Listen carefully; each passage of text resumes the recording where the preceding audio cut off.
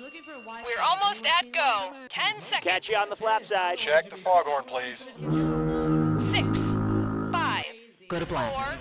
4, 3. 7 WEOB, The Asylum. I'm Cookie, and I just finished my screenplay, Babe 3, Pig in Space. All by yourself? Yeah, well, wouldn't be the first time. And your wrong answer of the game is being sponsored by Soup in a cone, because people buy that's repackaged into cute containers. Okay, let's get this show on the road.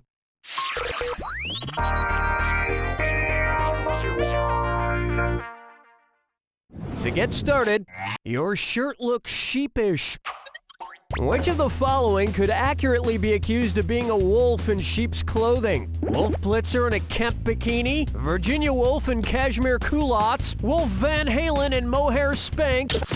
Who's afraid of wrong answers? Not you. This would have worked. Kemp is a fiber that helps make up the wool fleece of a sheep. In CNN's poll on who wore the Kemp bikini best, the sheep came away with 98% of the vote.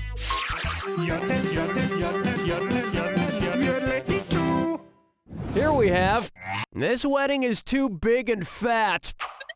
Suppose a sequel were made to My Big Fat Greek Wedding where the bride and groom are seen signing a ketubah. What would the movie most likely be called? My Big Fat Italian Wedding? My Big Fat Jewish Wedding? My Big Fat Russian Wedding? Or My Big Fat Military Wedding?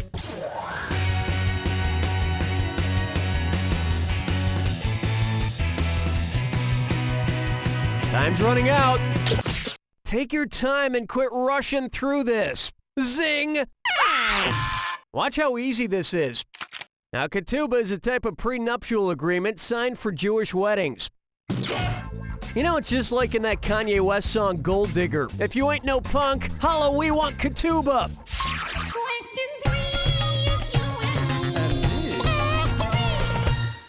Here's one I like to call the grammatically correct Dr. Seuss. When would Horton Hears a Who be titled Horton Hears a Whom? When Horton hears a preposition, when Horton hears the subject of a clause, when Horton hears the object of a clause, or when Horton heard the past tense. You might want to start referring to your score in the past tense. I so wanted you to pick this one. Who is used when you refer to the subject of a clause, and whom is used to refer to the object of a clause? I avoid the whole who versus whom debate by never asking questions, except when I'm hosting trivia games. Everybody quattro, hey! Try this on for size. Sometimes dogs die.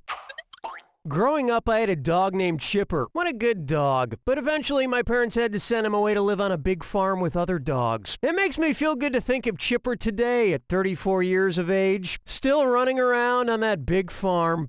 What famous movie dog does not end up getting sent away to live on a big farm with other dogs in his film? Marley, Bolt, Old Yeller, or Hooch? No, remember Craig T. Nelson shoots Hooch and then Tom Hanks totally sends Hooch away to live on a big farm with other dogs and he's happy forever. The end.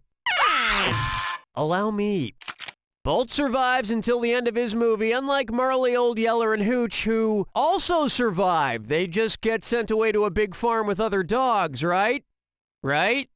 I've never been able to find this big farm, but I'd love to visit it sometime. Get another chance to see Chipper and my grandparents. Where's the vibe, girl? Rock my world, girl. Ooh, yeah. Here's a good one. Don't chop down that tree to make that log flume. And it's a this or dat. I'm going to read off 7 names, and for each one, tell me if it's a U.S. national park or a U.S. amusement park.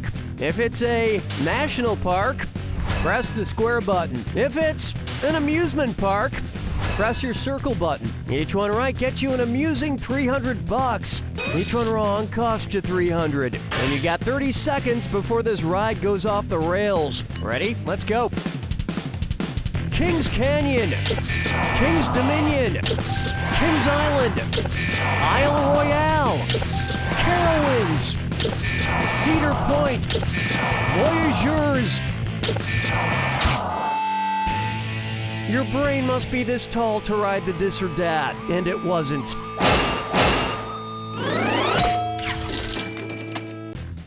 I always thought Kings Canyon was an amusement park. I guess that would explain why the guy dressed up as a bear devoured my cousin when she gave him a hug. That's round one. But you couldn't tell that by looking at your score. Don't forget, in round two, all the cash is doubled. Let's get back to the action.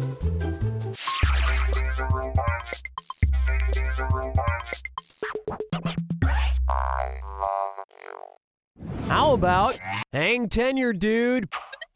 Suppose I were forced by some really nerdy pirates to walk the Max Planck. Based on his work, what kind of waves could I expect to dive into? Heat waves, tidal waves, electromagnetic waves, or new wave?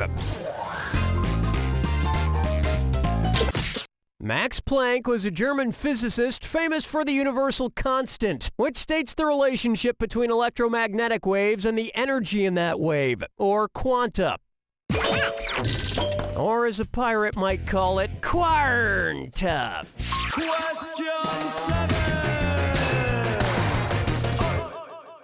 It's time for I Just Need a Little Space Invaders. If the aliens that crashed at Roswell had said, "Take us to your leader," which state capital would they have been taken to? Albuquerque, El Paso, Santa Fe, or Washington, D.C.?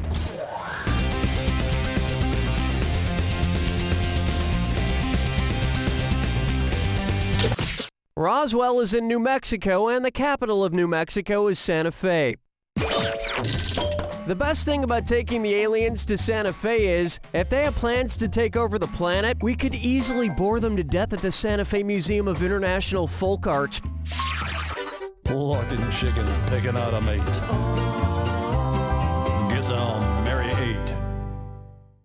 Coming up next, stand-up sitcoms. It's the put the choices into order, then buzz in and see if you are right. And I'm offering a cool 1,000 to anybody who gets it right. Put these classic sitcoms in order of their number of seasons going from least to most. Friends, Seinfeld, Frasier. Frasier, Friends, Seinfeld, Friends, Frasier, Seinfeld, Seinfeld, Friends, Frasier, or Seinfeld, Frasier, Friends.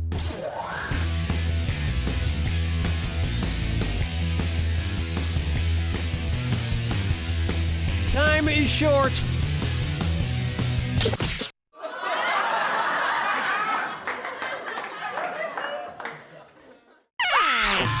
Why didn't you pick this? Seinfeld ran for 9 seasons, Friends for 10, and Frasier for a whopping 11 seasons. I think the moral of this story is, if you want your show to run for a long time, have a one-word title that describes a person or people on the show. That is, unless it's a show called Joey. Strolling through the park with the sarsaparilla. For me, Here's one for you. A dysfunctional family outing. If Ansel Adams were a photographer for the Sears Family Portrait Studio, what iconic backdrop would he put behind his subjects? The Florida wetlands, lighthouses in Maine, Yosemite National Park, or the Appalachian Mountains?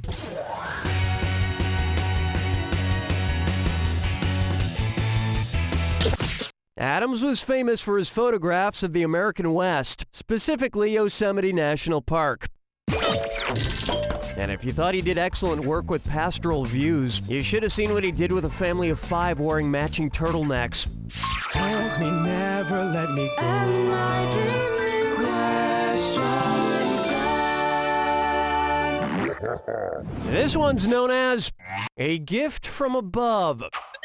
Suppose you're walking in a park and a bird flies above and shits on you. Which of these suspicious-looking birds is the most likely culprit? The ostrich with the fake mustache? The emu in the baseball hat? The flamingo? Of these 4 birds, the flamingo is the only one who can fly. But if this ever happens to you, check to see if there are any little kids playing in the trees above you.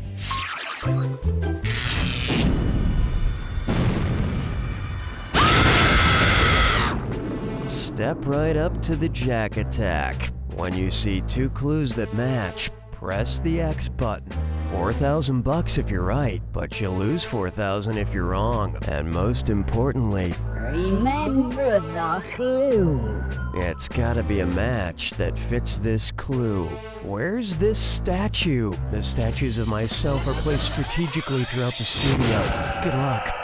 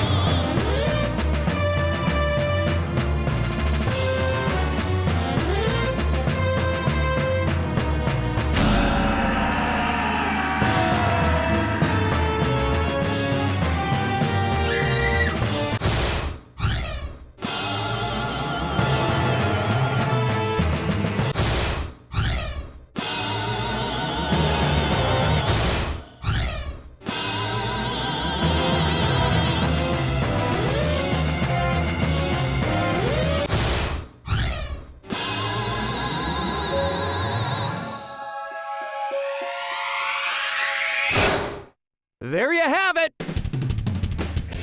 So, your score was just average. Look on the bright side. At least you know nobody's your friend strictly for your smarts. That's comforting, right? You don't know Jack!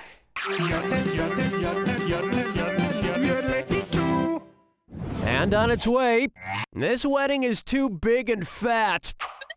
Suppose a sequel were made to my big fat Greek wedding where the bride and groom are seen signing a ketubah. What would the movie most likely be called? My Big Fat Now pay attention. Now ketubah is a type of prenuptial agreement signed for Jewish weddings. You know, it's just like in that Kanye West song Gold Digger. If you ain't no punk, holla we want ketubah. Italian wedding is actually a type of soup. And speaking of soup, you've won a waffle cone filled with clam chowder from our friends at Soup in a Cone. Say goodbye to spoons and say hello to convenience with Soup in a Cone. You'll be happy to know this wrong answer of the game comes with $4,000. Congrats.